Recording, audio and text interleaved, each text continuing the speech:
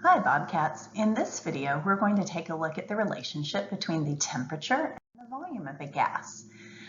There's kind of a neat experimental thing that fell out of these early investigations as well, which is the concept of absolute zero. So we're going to kind of diverge for just a moment and consider absolute zero.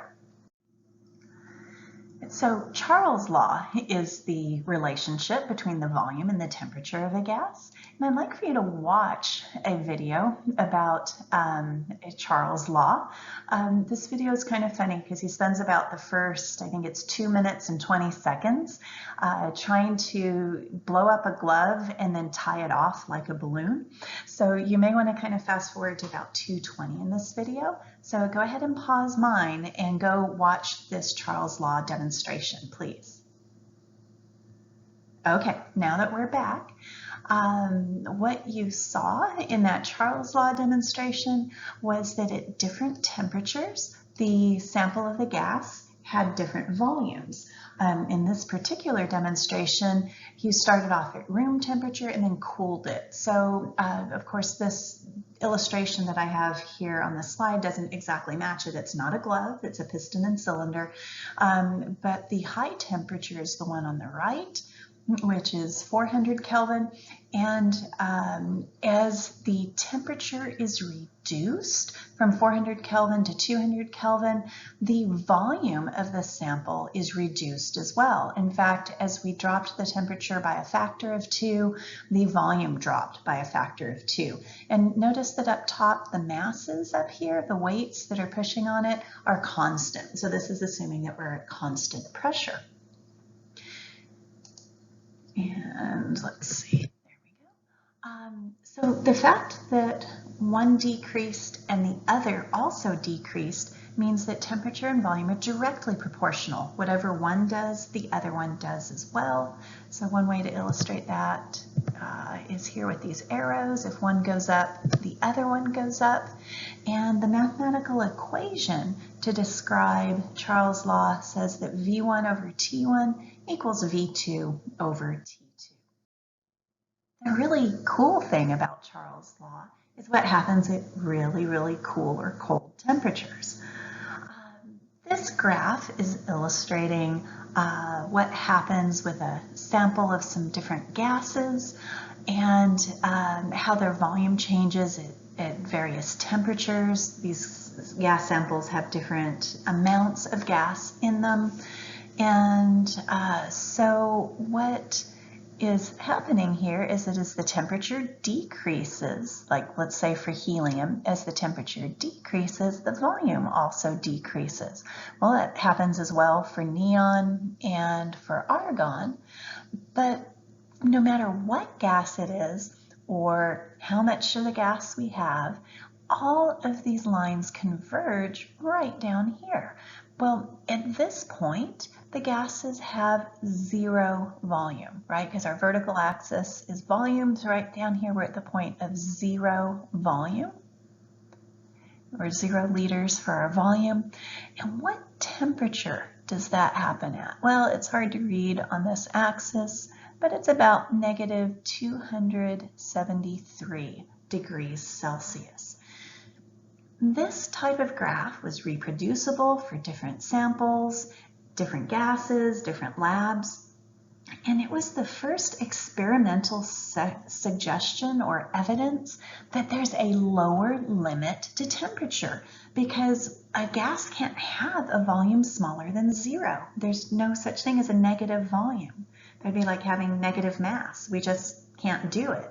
So this is suggesting that negative 273 is as cold as it can get. Well, if we fast forward to our modern description of this, we're going to call this lowest possible temperature absolute zero, and it defines the 0 point on our Kelvin scale. So 0 Kelvin is absolute zero. In terms of Celsius, it's minus 273 degrees, and in Fahrenheit, it's negative 460 degrees.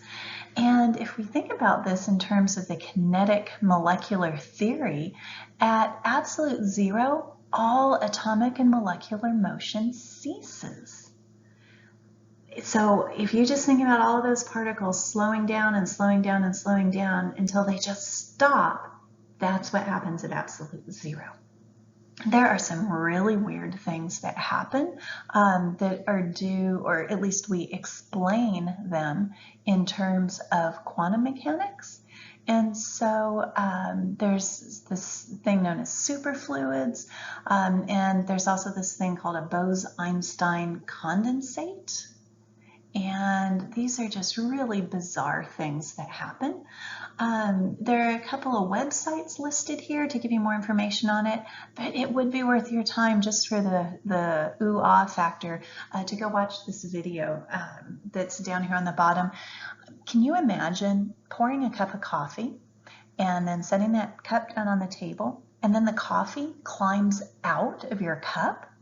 Well, that's what superfluids do. So go check that out. It's pretty neat stuff. All right, let's take a look at a math example with Charles' law.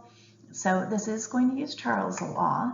So let me go ahead and write out the equation for Charles' law. It says V1 over T1 is equal to V2 over T2. So as I make a variable list, I'm going to have that V1, a T1, V2, and a T2.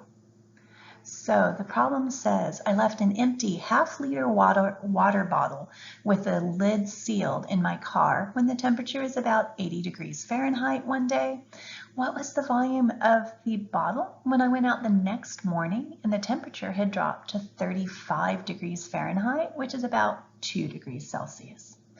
All right, let's see if we can put those numbers into our variable list.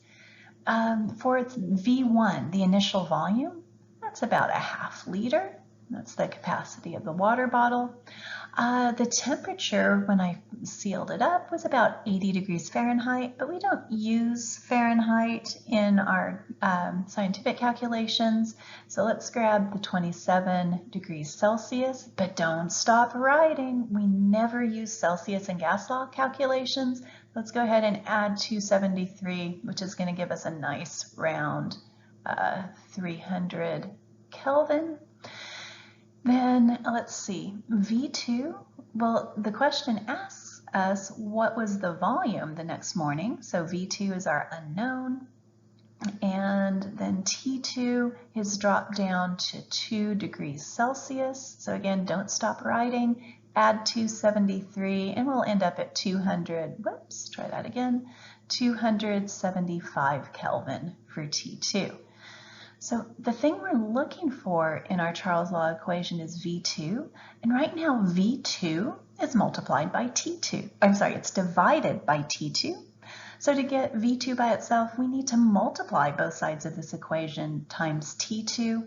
And thank you, Mr. Wilhelm, I'm compelled to flip this equation, the left hand and the right hand sides.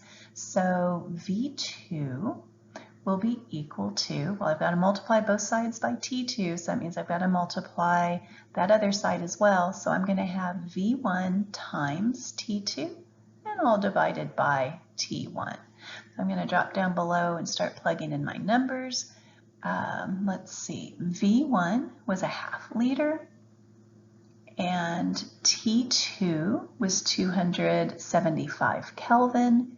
And we're going to divide by T1, which was 300 Kelvin. Notice how the units of Kelvin all cancel out. The only unit left is liters. So we've got a half times 273 divided by 300. And my calculator is telling me that's about 0.458 liters. Getting really sloppy with sig figs here. The estimate of the water bottle was originally it was a half liter, so this really should round to just 1 sig fig, but if I do that, it looks like the volume didn't change at all. So I'm going to be sloppy on sig figs and leave this at 2.